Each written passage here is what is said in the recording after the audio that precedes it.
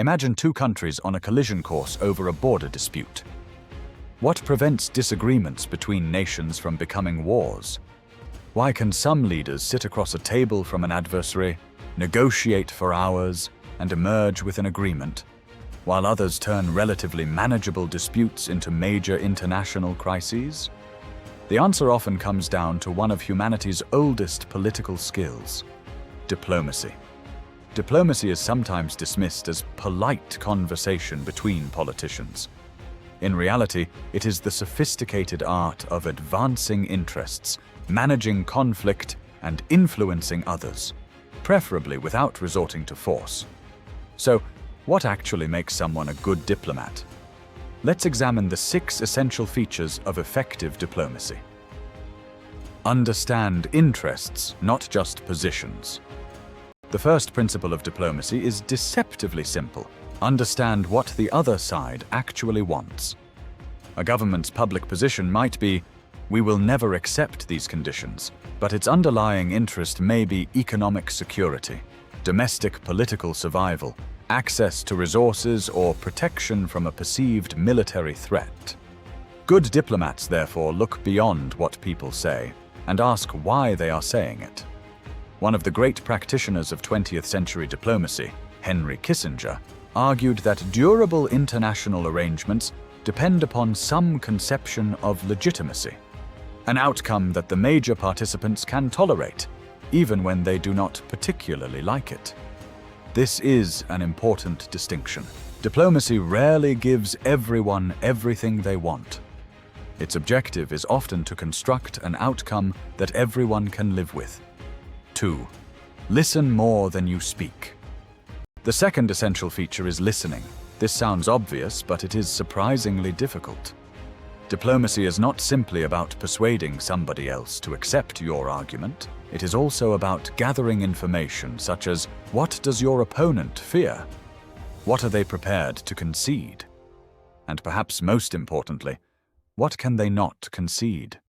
Effective diplomats pay attention not only to words, but also to what is deliberately left unsaid. A skilled negotiator may therefore speak less, ask carefully chosen questions, and allow silence to do some of the work. Because information is power, and listening produces information. 3. Control your emotions. Third is emotional discipline. Diplomacy frequently involves dealing with people you distrust, dislike, or fundamentally disagree with. Yet anger can be strategically explosive. An insult delivered in a moment of frustration can undermine months of negotiation. A threat made without considering its consequences can create expectations that later become difficult to escape. This is why effective diplomacy requires patience. Winston Churchill famously observed that, "To jaw is always better than to war." The phrase captures an important reality. Talking to an adversary does not mean trusting them. And negotiation does not necessarily mean weakness. Sometimes negotiating with your enemies is precisely what national interest requires. 4. Know when to compromise, and when not to. Perhaps the most difficult element of diplomacy is knowing when to compromise. Compromise is often portrayed as weakness. But successful diplomacy usually involves concessions. The important question is, what should you concede? A skilled diplomat distinguishes between fundamental interests and negotiable preferences. Give away too much, and diplomacy becomes capitulation. Refuse to give away anything, and diplomacy becomes impossible. The best agreements, therefore, create what negotiators sometimes describe as a mutually acceptable outcome. Neither side necessarily gets everything, but both sides will gain more from agreement than they expect to gain from continued confrontation. 5. Allow your opponent to save face.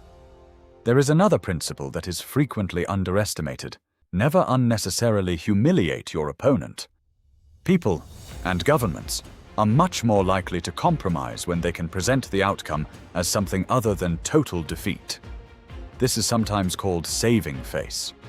A diplomat may therefore deliberately allow the opposing side to claim a symbolic victory while securing the substantive outcome that actually matters. This isn't simply politeness, it is strategy. Humiliated opponents often seek revenge. Respected opponents are more likely to honor agreements. Sometimes the difference between peace and continued conflict is simply finding a way for both sides to leave the negotiating table with their dignity intact. 6.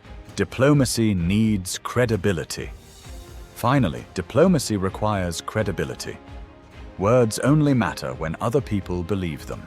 If a country repeatedly makes threats it never carries out, those threats eventually become meaningless.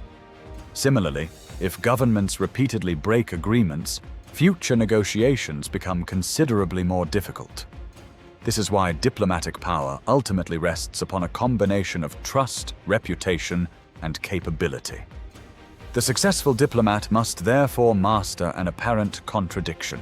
Be flexible enough to negotiate, but credible enough that your limits are taken seriously. Conclusion. Ultimately, diplomacy is not about being nice. It is about being effective. It requires understanding interests rather than simply arguing over positions. It requires listening, patience, and emotional control. It requires knowing when to compromise and when to stand firm. It requires allowing opponents to preserve their dignity. And above all, it requires credibility. The greatest diplomatic victories are often almost invisible. There are no armies marching through capitals, no dramatic battlefield victories. Sometimes there isn't even a clear winner. Instead, there is something much more valuable, a crisis that never became a war.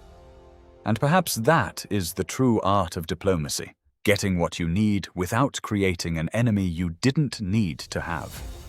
If you enjoyed this video, hit the like button and subscribe for more discussions on politics, philosophy, history, and the forces that shape human civilization. And don't forget to stay curious and keep asking questions.